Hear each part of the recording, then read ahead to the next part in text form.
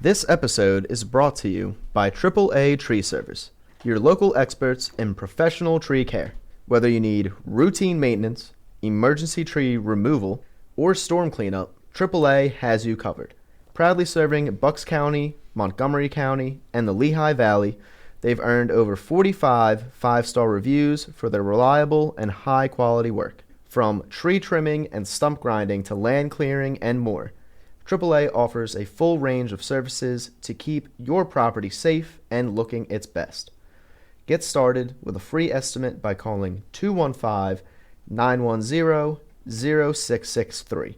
That's 215-910-0663, or visit www.AAATreeServicePA.com. That's www.AAATreeServicePA.com. Thank you again to AAA Tree Service for sponsoring this episode.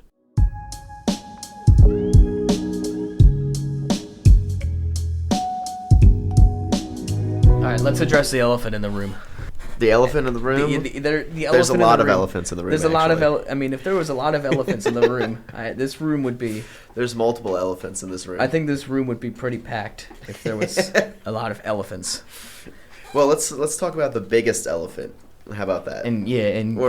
The biggest elephant is Jesus Luzardo. Yeah, the left-handed elephant. Yeah. There's a couple. Dude, what is happening? What is happening? Like, I've been watching the Phillies probably since 2017, so that's 9 consecutive seasons of just watching baseball, and I don't think I've ever seen a pitcher perform this way. Like back-to-back appearances. Back-to-back appearances where it's garbage. This is 12 runs, absolute and then garbage. 8 runs the next appearance. On Saturday, you give up 12 runs. I mean, you're not gonna pitch the greatest, but we're talking 12 runs. Rob Thompson should have took him out of that game after the 6th or 7th run, because clearly he wasn't having it. Yeah, but at that point they had already lost. They had already lost the game. It didn't matter. Didn't matter. Now we're talking.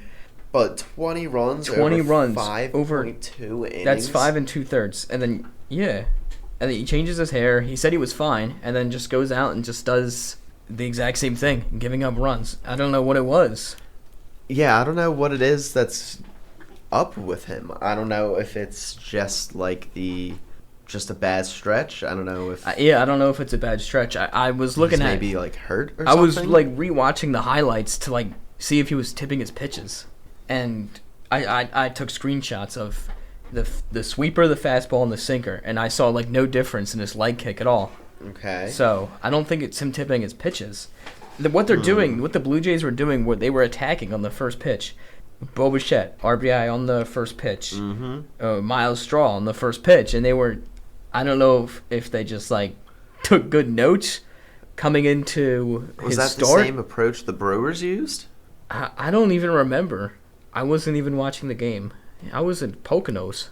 I know. When the game against the Brewers, I saw... I don't think I watched the beginning of the game. I saw the home run from Rhys Hoskins. I saw it was 8-0 at one point in the 3rd inning or the 4th inning, and I was like, dude, what the hell? I'm not turning this on. What is going on with this? I don't know if they just took good notes and were able to just catch onto his fastball early, but dude, I don't know. I don't know. So what he's done now, his ERA is at 4.46. 5 2/3 innings ago, it was at 2.15. 2.15. Yeah, it was at 2.15. Now we're at 4.46. We're creeping up towards Aaron Nola's. And it's not like he's just given up a ton of long balls or anything either. It's everything. It's everything. Home runs, it's doubles, home runs, singles, hits, walks. It's everything. I don't know what happened. I have a feeling that there's got to be some type of discomfort or something, because how do you all of a sudden go from being Cy Young candidate to giving up 20 runs over your next 5.2 innings? Here's the thing too, his spin rate never changed, his velocity never changed, and I didn't recall ever seeing him tipping his pitches. So I don't know if this is a case of the yips or what. Maybe it's just a case of, I don't know, Are players just seeing the ball coming in from his hand better than what they were previously or something? Like, because there has to be something. You don't just give up 20 runs without there being some type of cause, I feel like, for it. Like, all right, you go out there and you have a terrible day at the office on Saturday where you give up the 12 runs. Okay, it's fine. It happens. But to then come back and give up another 8 over another 2 innings. He got taken out in the third. Yeah, he got 1 out in the third. Yeah, he got taken out in the third. At least the other game he went 5 innings. He went 3 2/3. 3 2/3. So he didn't even go 5 innings. He got to 2 outs in the 4th inning, and then he was done. Oh, my goodness. So, there has to be something that's going on here, whether or not it's players are, picking up the ball out of his hand. Maybe he's not hiding it as well as he was earlier in the season. I don't know if in any of those screenshots that you took, can you tell if, his arm or his hand is kind of, hidden behind his back at all? Or no, not really. It's is it kind of out in the open where people can see what his pitch grip would be before the pitch is even thrown? It looks exactly the same. Because there has to be something especially if there's no dip in velocity, there's not a dip in the spin rate. It doesn't make sense for just a different approach to completely get you pummeled like this. It's just strange to think that, swinging on the first pitch could make someone that's a Cy Young candidate look like someone that doesn't belong in the major leagues. Looks like those batting practice. Yeah, that just doesn't seem like it adds up. There's got to be something else at play here. I don't know what it is, but maybe, as you said, the other teams just had really, really good scouting on where he was going to throw, I guess, yeah. What type of pitch he was going to throw. Another thing with this team, they give up a run, and they call it quits. This team is lifeless once they give up 1 run. I mean, it's so weird, too, because early in the year, we were saying they were, scoring runs in the 7th, 8th, and 9th inning at, a tremendous, rate. They were scoring runs. Most of their runs had come from innings 7 to 9 throughout the first, and that's what they were. That's what they were doing to win games. Yeah, and now they were fine doing it then. So maybe it's a combination of Bryce going down and getting swept by the Brewers, and you're on the road, but it doesn't get any easier after you guys are supposed to be World Series contenders. You can't be losing 6 out of 7 to playoff contending teams. I understand that you're beating up on the teams that you have to beat up, and we got to give you your dues because, obviously you have to do that. We'd be sitting here getting on your case if you weren't beating up on teams Oakland, Colorado, and Pittsburgh, who's coming up today. If you're not beating up on those teams, it's a real problem. But you can't expect to be a World Series contending team, and you scored 2 runs in the past 2 games. Not only that, their record against teams over 500 this year, they're not that good. They're 10 games under, or 6 to 10 games under against teams with a 500 record. I was hearing someone on the radio talk about it the other day. I don't know if it was Ricky Vitalico, but I think he said that their record against teams that were over 500 was 9-15. And that was before the Brewers stretch. So that's what, 10 wins, and what are we talking? So they just lost 6 out of 7. 6 out of 7. So 9-15 goes to 10 and 22. That's horrible. That means you're way below 500. That's 1 out of 2. You're losing 2 for every 1 that you win. And that's not going to help you. You're not going to get to the World Series. You're not going to get to the playoffs. You're not going to. You might not even make the playoffs. If you can't win games like these. So, if you're not going to be able to put up and they weren't even competitive in 4 of those games. Saturday's game, they just 8-0 in the one game, 9-1 yesterday, the freaking 17-1 game against the Brewers. 17-1. You got And so that's the 3 games right there. Because they lost to Toronto 8-2 in one of the games. They lost 9-1 in the other. 9-1 was 17-1. yesterday. 17-1 was the Brewers. I gotta talk about Sunday's game. And they try to show fight in the Sunday's game, and then Weston Wilson misses a fly ball, and then Trey Turner misses a routine ground ball. I would have gotten them out of the inning, and 2-1 the Phillies would have led, and then a double down the line. Yeah. I said this about Nick Castellanos. He runs like a freaking locomotive. I know. Out there in the outfield. And freaking jogging to the ball. But the thing is we're all so blind to it because if you talk to anyone in this city or that follows the Phillies, they'll tell you Nick Castellanos is a pretty good right fielder. He's and extremely that's because they below average. The reason why they say that is because they say it on the broadcast all the time. I don't know if you've peeped this. Tom McCarthy says it on the broadcast all the time. How good of a right field Nick Castellanos has played ever since he came over here, and that's not what he was signed here to do. Blah, blah, blah, blah, blah. I don't know if he's trying to get on his good side because... Well, he's trying to make it... number one, the announcers are kind of... Very biased. Yes, they're very biased, and they're obviously going to sit there and say good things about the players on the team and not bad things. So when you have his lack of production at the plate, you need something positive to talk about.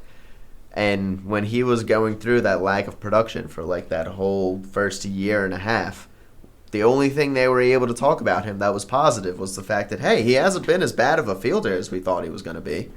So now everyone thinks that he's this good fielder, and it's no, dude, he's not. He's not a good fielder. He's not a good fielder. He was good. No one on this team is a good fielder. He was occasional for the the sliding catches in the playoffs, Yeah, but you do realize if there's someone else that was in right field that was faster, they wouldn't have to slide to make those catches. They would be routine fly balls. This is the problem. Yeah, anyone that is faster can easily make that catch. You have 3 people on this team that are DHs, essentially. You have 3 DHs on this team. You have Kyle Schwarber, who's the primary DH, right? And he should be the primary DH. Oh, and guess what? 2 of your DHs are 2 of your starting corner outfielders. Yep. Nick Castellanos and Max Kepler. And no, Kepler. So I was thinking more along the lines of having Weston Wilson or no, Harper as the other DH. You've got 3 DHs in Harper. Yeah, you could do Kesty, a flip flop with the Schwarber. Harper DH or first base. But the problem is there's only 1 DH spot in the lineup. You can't have 3 DHs, roll 2 of them out into the field and be like, all right, guys, this is a championship team that we got. You can't go to the umpire with the lineup card and be like, we're not going to play a left fielder tonight. We're just going to have...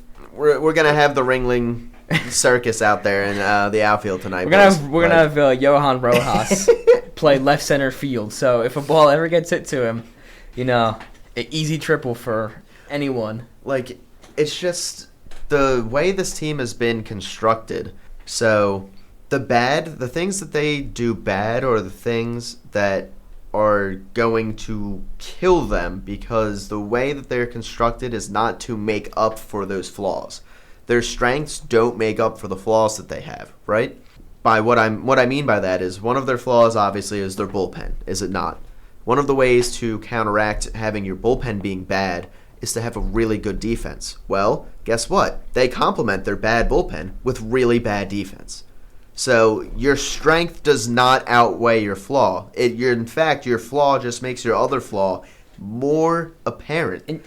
What makes the defense look so bad? The fact that there's so many balls that are hit and play that the defense just messes up all the time. Fly balls, ground balls. Yeah, it doesn't matter. Anything. Pop-ups, balls. We've seen it from throwing down to second base as a catcher. We've seen it from everyone. JT miss a pop-up. Those are ball in the center field.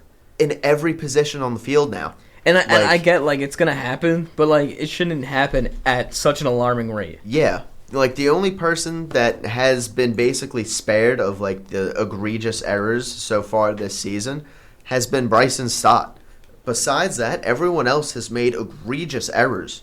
Rojas has made 3. Castellanos makes 2 every game by the fact that he just is not fast enough to play the outfield. Like, you know how many times there's a ball that's hit to the outfield that has a high catch probability that Nick Castellanos isn't fast enough to catch? I would assume there's a lot. There's a lot of those fly balls that are hit. Like, and it's not like you have built this team where you can make your great hitting the strength overcome your flaws, because your other flaws are they're just so apparent and they're so pronounced and they're so ingrained in this team. The only way to change it is to massively change the roster. I'm going to talk about errors. So, yeah. Alec Boehm, 2. Trey Turner, 5. Nick Castellanos, 0. Because him running to the ball like a tortoise doesn't count as an error. Bobby Abreu also had a lot of seasons with 0 errors. Bryce Harper, Bryson Stott, and Marsh have 2. JT has 1, probably for throwing the ball in center field, of course. Mm-hmm. Rojas has 1. Marchand has 1. Even Luzardo has 1. Like, dude. Walker has 1. Carlos Hernandez has 1. How does Carlos... Schwarber has 1. Schwarber's played in 3 games in the field. How does he have an error? Schwarber has played in 4 games. 4 games in the field, and he has 1 error in 4 games. 1 error. How many times has this man even had the ball hit to him? 10? Like 15? Yeah, like, I wouldn't say a lot. You can't be performing errors at a 1 for 15 rate every time the ball is hit to you. Like, that's completely unacceptable. And Dave Dombrowski's complete lack of urgency that I get from this dude, like, saying comments in press conferences like, we're really happy with the club that we have. And, he always says that. We're gonna get some production from within, we're gonna need players to be better than what they are. Like, dude, what are you talking about? They're all in their 30s. These are the players who they are. And the daycare? No.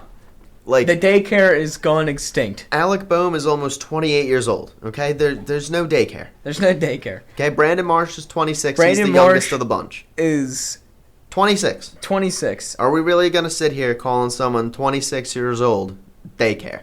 No. Are we really that malignant of a fan base where... Well, the Phillies women love it. I hate it. Like, it's just like even Bryson Stott is 26. Like, the young guys are... The daycare is done. Technically, the youngest guy on the team is Johan Rojas, a guy that was never part of the daycare. And he's, 23? Or, I believe, or 22? 23. He's 22 or 23. One of the younger ones, yeah. So, other than that, there's no daycare. There's no one coming from the minors that's going to assist this team. Dave Dombrowski is the biggest baby in all of sports, and he's so scared to trade away prospects. My whole thing is, okay, you don't want to give up Justin Crawford. All right, let me ask you, what is Justin Crawford going to do for you, even if you promote him this season? What? We don't know. No, I'm asking seriously. He's going to bat probably 9-hole. You're not going to put him in the... Are you going to put a rookie in the leadoff spot for the playoffs? No. No. Unless he bats at like a 360 clip. Like, he's not going to be batting leadoff. So all the people that want him to come up here and bat leadoff, it's not going to happen. And I could see them making a promotion. He's killing it in AAA. Mm-hmm. If he can get on base at a consistent rate in the 9 spot, and then that sets up the offense. Bryson Stott gets a hit. Yeah, but what are we talking about here, guys? We're talking about improving the 9 spot, making this team a championship contender. Like, I don't know if a rookie's going to improve what are we talking ourselves into? Why are we convincing ourselves of this fallacy? Like, Justin Crawford getting called up, might be good for this team in the long run. It's not going to do anything for this team this season. It's literally going to have 0 impact. What's he going to do? That's different than what either Brandon Marsh or Johan Rojas is doing. I mean... He doesn't have the power. He plays a little bit better defense. He has the same exact profile, basically, as Johan Rojas. I mean, at this point, just give him a shot. So, like, I mean, what if we saw from Marsh?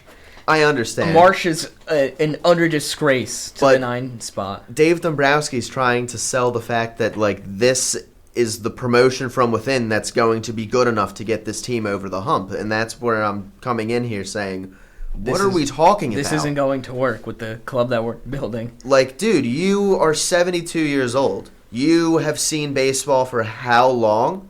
Don't try to freaking fool us like this. Like, dude, I'm going to see a playoff game, and then I'm going to see on the television, Carlos Hernandez is trotting out there for a playoff game. Like, what? Yeah. This is the squad within? You need at least 2 people in the bullpen. You need probably 2 bats. A lefty reliever, a righty reliever. And you might even need more than that to realistically be a contender, because I don't know if adding 4 players gets the team from 10 and 22 against 500 teams to be even 500 against them. I was thinking about it last night. I think these are the players who I think the Phillies will trade in the deadline.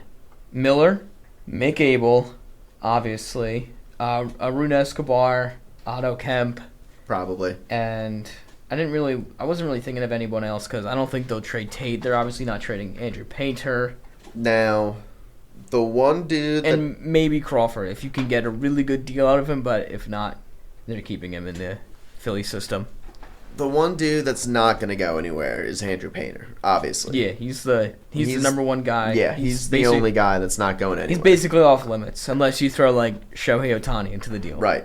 Now, the only reason I would hold off potentially on something with Aiden Miller is although he plays shortstop, and we know that shortstop is occupied right now by Trey Turner can be moved to the outfield.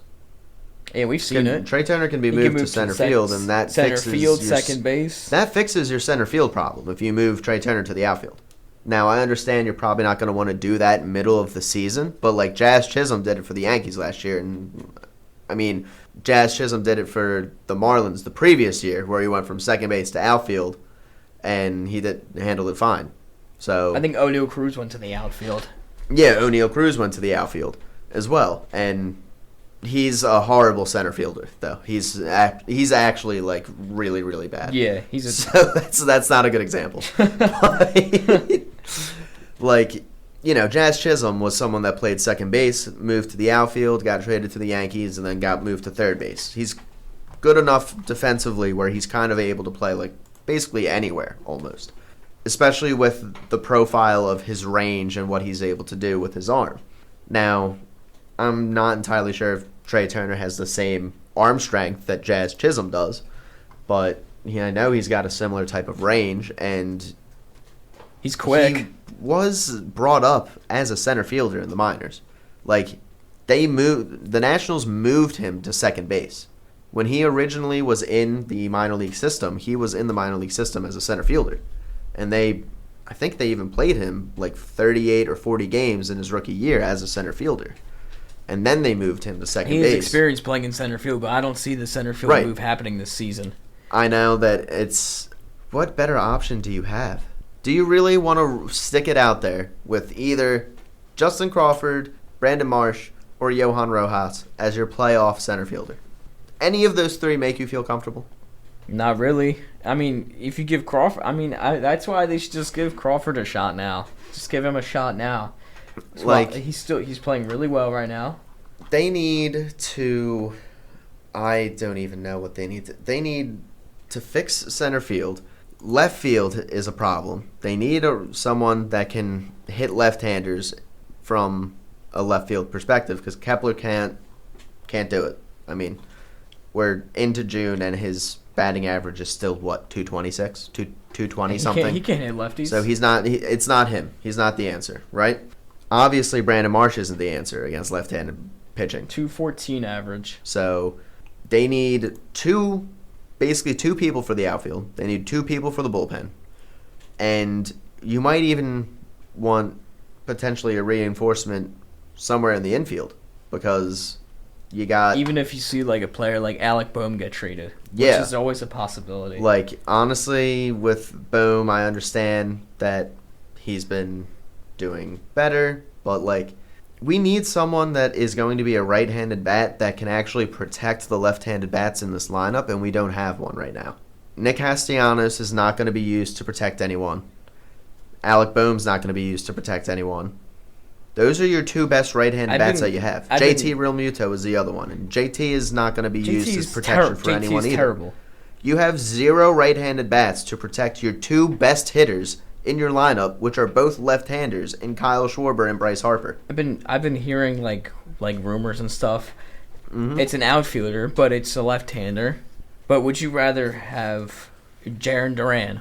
Would you take Jarren Duran? Dude, I want a right-handed bat. I don't need another left-handed bat. You know, like I understand Jarren Duran is he's a much better player. But if it's what the Phillies get, they have to take it. Like you also need to consider how much is that move going to help the team in the short term versus what you're giving up in the long term. Exactly. Does Jarren Duran, that move alone, make you 3 to 4 wins better as a team? I don't think so. If that's the case, I don't want to mortgage my future for someone that is not going to really improve my stock this year unless I make other transactions. Like, I'm fine with Jarren Duran, but that can't be the big transaction. Jarren Duran can't be the big, like, that's the best transaction they gotta get some more moves. moves. Needs to be more moves than just Jarren Duran, you know? Like, it can't just be like, oh, we got Jarren Duran, and we got 2 guys for the bullpen who are sufficient at least. I knew they were looking at Aroldis Chapman. Chapman's going to be very expensive. And Alex Cole, he works for WIP, and he was the one that brought up the Alvarado suspension before anyone else got it. He got it like 12 hours before. He said they're showing like very, very big interest in Chapman, Reed Detmers. Okay. From the Angels. Felix Bautista. Isn't Reed Detmers like a converted starter? Yeah. Interesting. Okay. But if, like, you think Caleb Cotham, if he can work with him and stuff, I think he'd become really good lefty reliever, especially in, like, you already high to mid-leverage situation. You already got a converted starter in your bullpen, though. How many of them are we going to take on? I don't know. Like, and you're going to plan on putting Ranger in there at some point, too? Like, are we going to just start getting starting pitchers and throwing them in the bullpen? They've talked to the Orioles. You know, they were looking at Felix Bautista. That would be a move that would be fantastic. And Felix Bautista if they were able to pull it off, yeah, because he's nasty. High-powering fastball, really nasty splitter. Yeah, because they were locking in on Cedric Mullins, but no words happened there. Yeah, I've heard Cedric Mullins floated out there a lot for center field, and I would take Cedric Mullins. He hits pretty well against both sides. So. Yeah, and isn't he? No, he used to be switch hitter. He's only left-handed. He's converted now, though, lefty right? now. Yeah. Only thing is that's another left-handed bat. It's another left-handed bat. It's like all like the outfielders and like the good players we want are left-handed bats. And like we need someone that's right-handed. Like we need a right-handed bat in this lineup. You can't just roll out like, oh, who are we gonna have to protect Bryce Harper? Kyle Schwarber. Who are we gonna have to protect Kyle Schwarber? Cedric Mullins. Or who are we gonna have to like protect Cedric Mullins? Bryce Harper. And then who's gonna protect him? I don't believe we're gonna protect Bryce Harper or Kyle Schwarber with Nick Castellanos. I know. It's just not going to happen. But in the playoffs, if you have the two of them, like, one of them's not going to get anything good to hit, which completely takes away, like, what, 40% of the production from your lineup if Schwarber or Harper get no pitches to hit? Yeah, where else does the production in the lineup come from? Maybe Trey Turner? All right, yeah, that's one guy. That's one guy? That's one guy, so... What is that? We covered 6 other players in the lineup. Right. And we have no faith in them at all. Does anyone have any faith in JT Realmuto right now? No. Anyone have any faith in Bryson Stott right now? A little. I have zero faith in Bryson Stott right now. I have zero faith in JT. Dude, have you seen Stott after the first 2 weeks of being the leadoff hitter? Yeah, he's not been good as a leadoff man. Batting average under 200. Batting now. average under 200. Works the count And really well. Not only just that, to pop it up. Not only that, on base percentage under 300. You cannot be leadoff and have your on base percentage under 300. I was not looking at his stats that well. Like, no, because I didn't notice it either up until I heard someone else bring it up on the radio. I don't even remember who I heard this one from, but someone brought it up. I think Mike Gill, I believe, on the Mike Gill show was talking about it. I think the first 2 weeks he did really, really good in the leadoff spot. And then he just after the fell first off 2 a freaking weeks, cliff. Yeah. And this was last Sunday that I heard this. So this was before 4 of the most recent games in which Bryson Stott didn't do anything to raise his on-base percentage or his batting average. Or his average, yeah. So it's gotten worse since I heard those stats. So, like, Bryson Stott's not doing anything for me right now. And the broadcast, they talk about JT and how he's so good all this time. Yep. Hey, he's so good. Oh, he's batting like 118 versus lefties, and he's terrible at batting. His and his defensive metrics. His defense is becoming lackluster, bit, and I don't know what to say about it. They just freaking complained that he was so good when he took a foul ball off his dick. Like, I mean, I understand he's a lot better than what you have in the replacement in Rafael Marchand. Yeah, or Garrett Stubbs, which is none of those options are going to help. You look at the catcher position. I mean, he's only going to be valued on defense now. He might be career 9 hitter. Yeah, if he's going to be valued on his defense. I really hope that this is not just a slow unraveling, and it's not just like a much slower, much more painful Sixers season. Because kind of like that's what it's looking like it's shaping up to be right now. From my perspective, at least, is this team has championship aspirations, and they might potentially not even make the playoffs. Which is sad. Like one of the highest payrolls in baseball, too. Did anyone think that we would be saying this June 6th? No. That the Phillies potentially might not make the playoffs. Not that they would win the division. They might not make the playoffs. Like, your bullpen and your defense are going to sink your season unless you do something to upgrade both of them. Unless you do something. And I get it, like, we're in the beginning of June. I mean, I don't think teams are really going to start selling until we hit, like, the July. Once we hit maybe the All-Star break, but still. Like, are you willing to sell some offensive production for defensive help? Yeah. I'd be willing to. Production. Would you be willing to sell either? I would trade any outfielder right now for a better outfielder, honestly. None of them give me anything good enough at the plate where I'm like, I need to hang on to this guy. And there's so many better outfielders on the market. Yeah. The only making less than Nick Castellanos. Exactly. The only thing is Castellanos is going to be a pain in the neck to work out any type of trade for. But at least he's on the hook for one more year, and that's it after this. After that, him and Walker. That's a lot easier to trade away than someone that's going to be on the hook for a team receiving him for the next 2 to 3 years. Yeah. It's a lot easier to move that contract now than it was ever before in the past. So if you could trade either Castellanos, Marsh, Rojas, Kepler, or honestly even Bohm at this point and get better fielding for either your outfield, because you really need better fielding in your outfield. Better fielding, better offensive production, better bullpen. Like, the thing is I think that if you get the right fielder in here, like, don't bring in someone that's going to field well, get on base, and be speedy. What did Milwaukee beat us with? They weren't good hitting, speed. They weren't hitting shit ton of home runs out the yard. Rhys Hoskins hit 2. Or no, 3 in the series. Well, Rhys Hoskins is a power bat. Right. But other than that, like, it's not like everyone else in their lineup was mashing home runs, and that's how they got their 17 runs in that game. Like, not at all. People got on base. People stole bases. People got on base for Rhys Hoskins to hit a 3-run home run and then a 2-run home run. You can't have everyone in your lineup be a power bat, because then you're just going to have an entire lineup full of solo home runs. Exactly. And solo home runs don't win ball games. Anything. You got to get base hits. You got to get runners on by any means, whether it's a walk, an infield single, a bunt. Here's the thing that really struck it for me. Do you know what BABIP is? Batting average on balls in play. Phillies are 29th.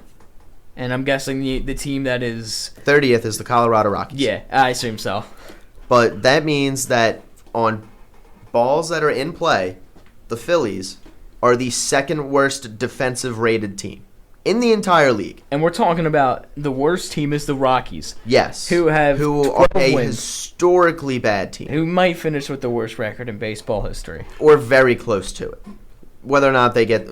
That's ridiculous for the Phillies to even be within 5 spots of them. A position to be like in a place with the worst team in baseball is horrific. Yeah. And like, look at the defensive runs saved. Everyone on the Phillies is a negative number. No one is in the positive. There's no positive defensive run saved defense on this team from anyone. You have Stott, who was a -1 last I checked, and JT, who was a -1 last I checked.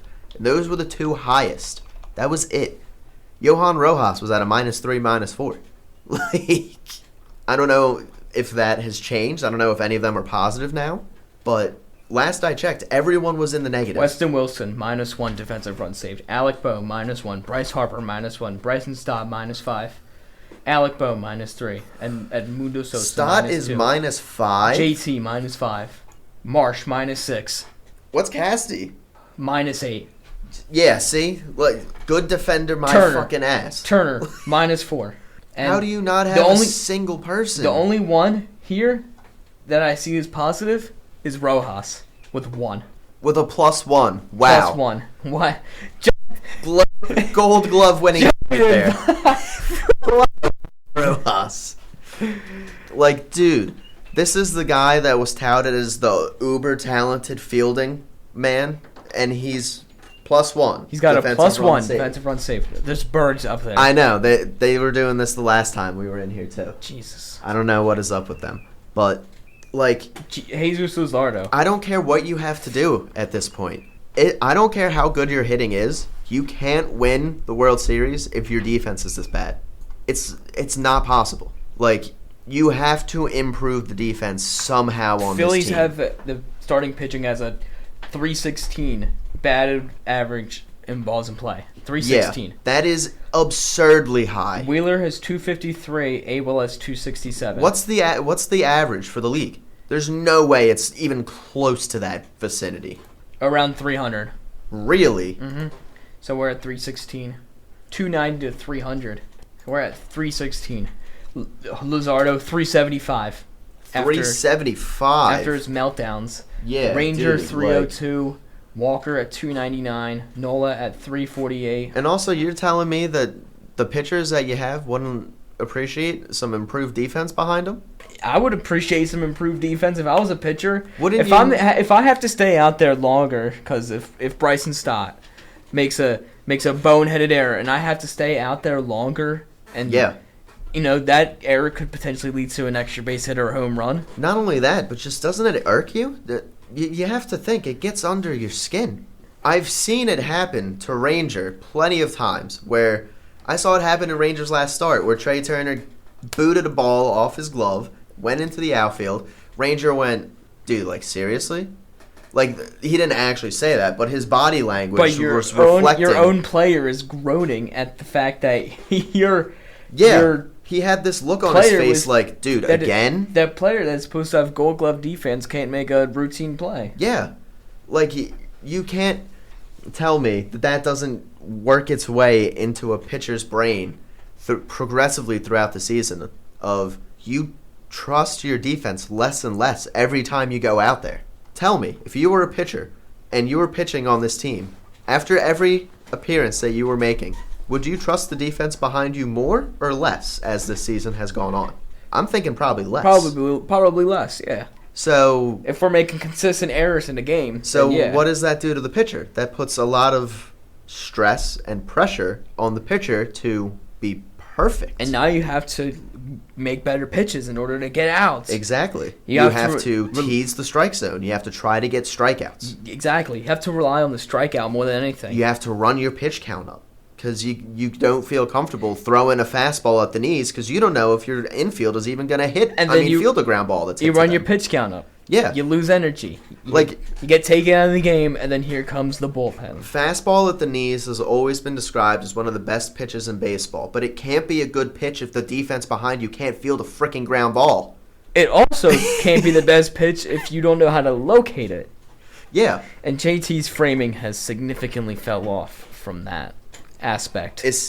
I think last time I checked he was still in the top 10, but he was around like top 5, I believe, for a long time there, and it's dropped a little bit. And also when you're a catcher, I feel like you kind of get more positive frame jobs and stuff like that when things are going good for you at the plate.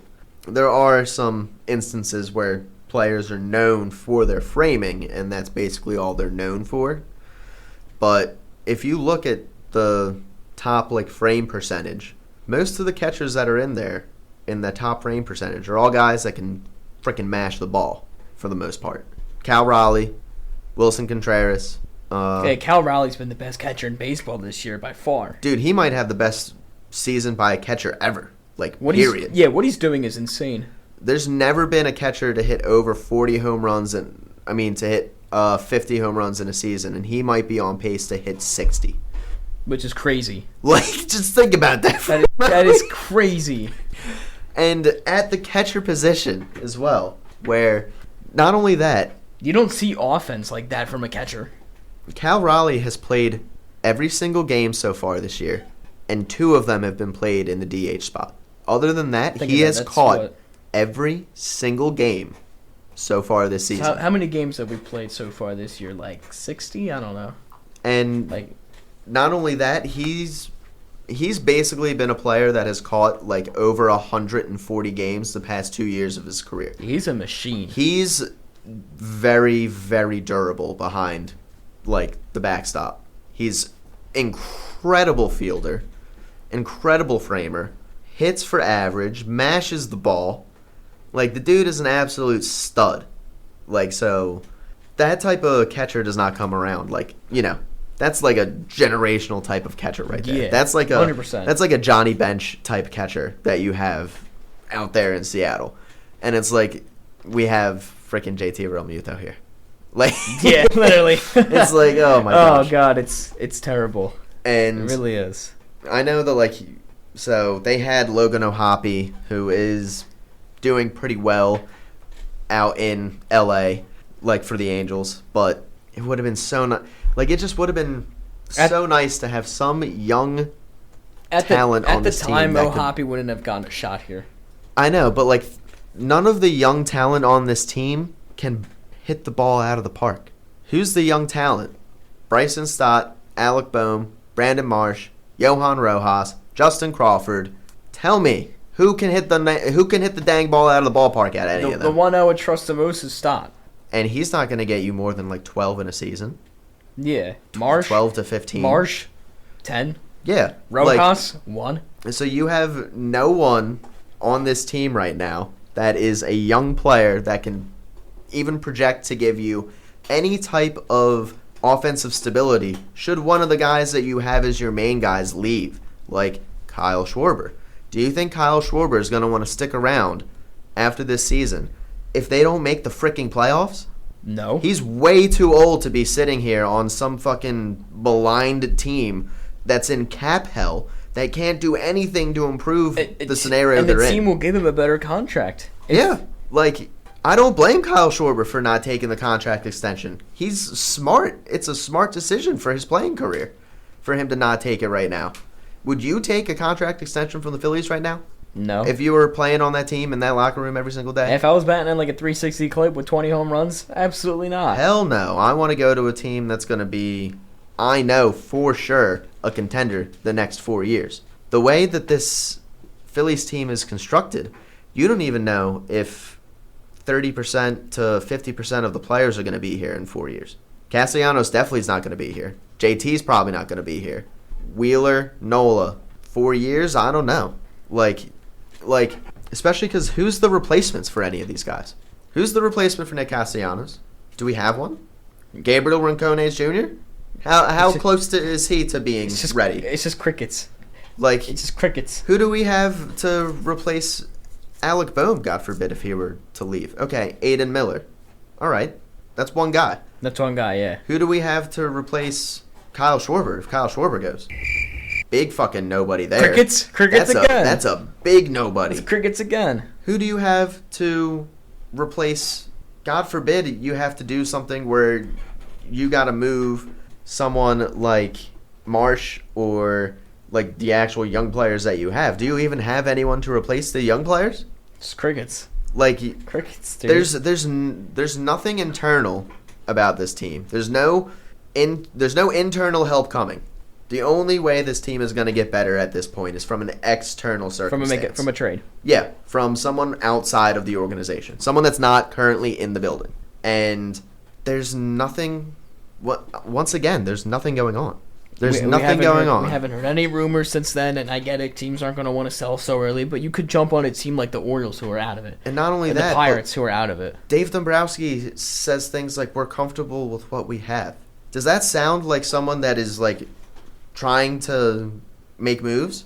No. That sounds like someone that's hoping for a better outcome on what has gone horrendously so far. He's looking at the outcome on paper. Yeah. And on pencil, it's not working. Exactly.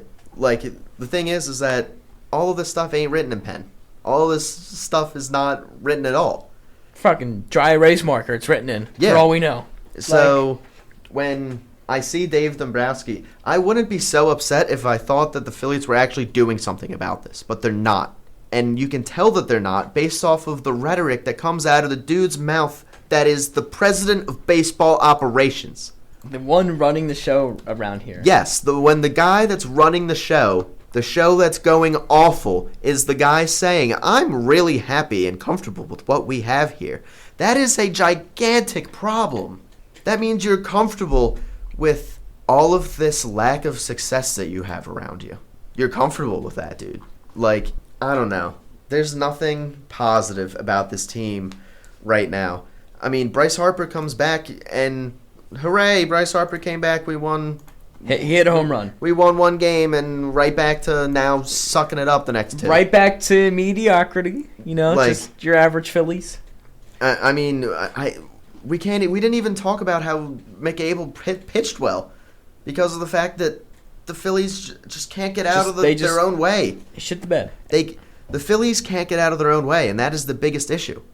What are things that make it so that you can't get out of your own way?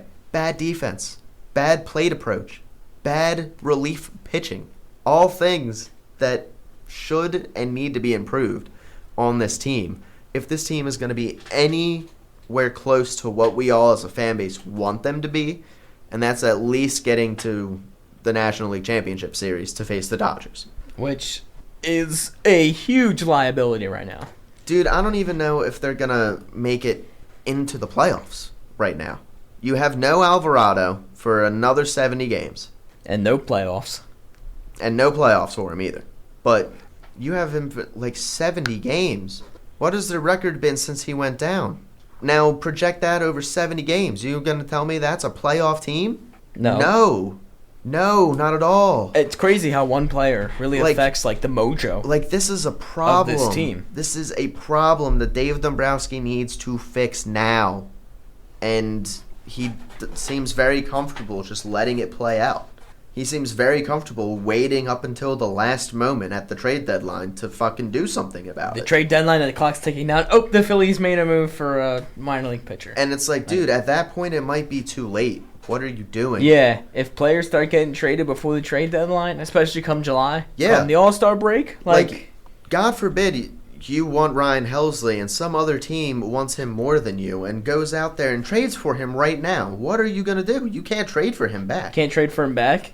Just can't call up the team that traded for him. Hi, can we have him, please? No, it's literally not even possible. It's After impossible. you get traded, you have to wait 90 days before you can get traded again, I'm pretty sure. This isn't the NBA where you can get traded to 3 freaking teams in one day. Yeah, exactly. And like, you have to be on that team for a certain amount of time before that they can trade you again. They can move you. They can, like, move you from single A to, like, double A to triple A or whatever. But they can't trade you. They can't trade you. Like, so it literally becomes impossible. Especially at this point right now. If someone gets traded for right now in June, 90 days, it's going to be past September 1st. Exactly. So you're screwed. And the trade deadline is over a month before then. Yeah. So, well, it's what, August 1st now? July 31st. Oh, was it just the 1 year that they moved it to August? Yeah, for some reason. For some reason, that was so strange. But, yeah, so, like, 90 days from now is going to be September. Like, so anyone that gets traded for now, you're not going to get.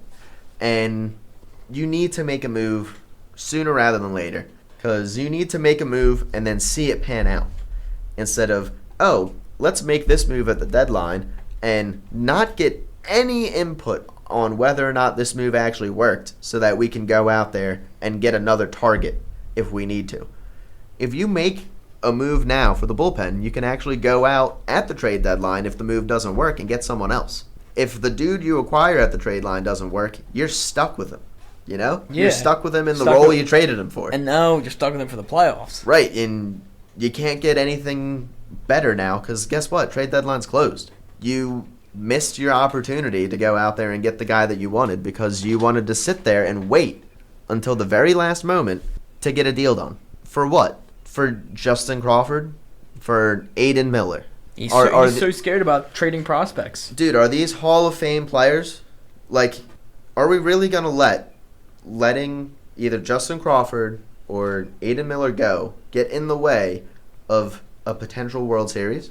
Is there a guarantee that either of them were going to give this town a World Series when they get promoted here? No. So then what are we doing here, if we're looking at, we need quality, not quantity. Yeah. And Dave Dombrowski's focusing too much on freaking quantity. We have 7 starting pitchers. We have 3 that we could easily move. Abel, Ranger, and honestly, it would probably be pretty easy to move Christopher Sanchez. I don't think they'll move Christopher Sanchez. But I don't think that they will either. Or Ranger, but I could see. You're not going to move Taiwan. Abel, you're not going to be able to move him. No one's going to take on that contract. You're not going to move Painter because obviously you're not going to move Painter. You're not going to move Nola because of his contract. You're not going to move Wheeler because of he's Wheeler. You're not going to move Chaussee because you got Tommy John. And you're not going to move Luzardo. I mean, maybe, but probably not. That's a huge, no, I don't think so. So you got 3 guys that you could potentially move. There's only 5. There's only room for 5 guys in the starting rotation. You have starters in Zach Wheeler, Aaron Nola, Ranger Suarez, Christopher Sanchez, Luzardo, Jesus Luzardo, Mick Abel, Andrew Painter, and we didn't say Taijuan Walker yet. Well, because they moved his ass to the bullpen, right. But if they need him for a bullpen game... But that's 8 pitchers. That's 8 starting pitchers. You could use Ross as a starter. Yeah. 9. Potentially 9. That's 9 starting pitchers. 9 starting pitchers. Is there any need to have 9 starting pitchers on this team right now? No. So unless you want to do a 9-man rotation. You're telling me you can't move one of those 3 guys and get competent replacement from one of the other 9 people that you have? I'm pretty sure you can. You can. I'm pretty sure that would be pretty easy to pull off, actually. Because, guess what? They're kind of already doing it by the fact that Abel's pitching well and Nola's out. When Nola comes back, what are you going to do? He's just going to replace his spot. It doesn't matter that he has a 7 ERA. Someone's going to have to go at that point once Nola comes back. Someone needs to go. So why don't you just make the trade now? Just make the trade early. Why are you waiting? What does waiting accomplish for you? Nothing. All waiting does is, I feel drive the price tag up because you become more and more desperate with each game you lose. Am I wrong? No. You become more and more desperate every time you lose a game. And teams know you're desperate. So make the move early. Like, I don't get it. If you make the move late, there's no point in making the move. There's teams that are falling out of contention, but the Red Sox, who I think they need to make a move with, the Red Sox aren't a seller. And that's the thing. The Yankees are going to win the East by 20 games. Probably. And the Red Sox aren't going to make the playoffs. It doesn't matter that they have Alex Bregman. He's out for a month. Rafael Devers is like complaining that he doesn't want to play first base or whatever. I don't know what the hell's going on. He doesn't want to DH. Devers. You got Chapman, who's still especially because they have really good. They have him signed long term too, Devers, to a long contract, like next 5-6 years. Devers would be a good trade, but yeah, it obviously involve Alec Boehm. It'd be long-term investment. That would probably involve not only Alec Boehm, but probably as well Aiden Miller. Yeah. Mm-hmm. Which means that if Devers walks once his contract's up, you have no replacement. Yeah, that contract is over. That's a long contract, though. I know. I think he's got another 6 years on it. He's got another 6 years. If the Phillies can't draft and find that's potential a good point. within 6 years of a Rafael Devers contract, then that's just bad on the management. How many years does Alec Boehm have left here? Next year he has arbitration. Didn't he have? Was this year his first year of arbitration, or is next year his first year? Next year is I think it's his first or second. I don't know. Yeah, Rafael Devers is a free agent in 2034. If the Phillies can't draft and find talent by 2034, that's ridiculous. But my only thing with Miller is that is kind of your replacement for Boehm if Boehm were to leave. That's the only thing that I have with trading Aiden Miller. I mean, you're going to have to trade Aiden Miller with the way the prospects are shaping up and the players that people are going to ask for. You're going to have to trade him. Probably, yeah. And honestly, you need to make whatever move you can to try to salvage the fact that this team is on a downward trajectory, and I don't know if just letting it continue to go down. Sometimes letting the downward trajectory just go down can actually make the team go back up because you end up shedding some of the weight that was dragging you down. But the people you're losing this year are not the people that are dragging you down. Kyle Schwarber would be the guy you're losing. He's not dragging you down. The people that are dragging you down are people like Castellanos, Rojas, Marsh, Boehm. Those are guys that are stuck here for years. They're not going anywhere. The only people that are going to be leaving over the next couple of years are people that are actually the ones contributing to this team being good. Schwarber? Yeah. So they're not in a good position. They need to figure it out, and they need to figure it out soon. And this is, the third show in a row now that we've said that they need to figure something out soon. Yeah, they're not listening. They're clearly not figuring something out soon. They're sleeping. We've talked too much about the Phillies. Yeah. It's been a disgrace. Yeah, it's been a rough 14 days. Every time I feel like they say something, they actually go out and make a move or do something of caliber, which improves something. So, but it's only a temporary fix. It's only for a game, and then they just go right back to their normal mediocrity. Selves. And it's frustrating. Well, we'll see what the Phillies can do, and hopefully they pick it up against Pittsburgh. If not, we're gonna be angry. Dude, if they can't win this series against Pittsburgh, I don't even care if you have an opener going today. You still need to be able to win this series. Win this series. So if we could be angry next time we record. So we'll see it then.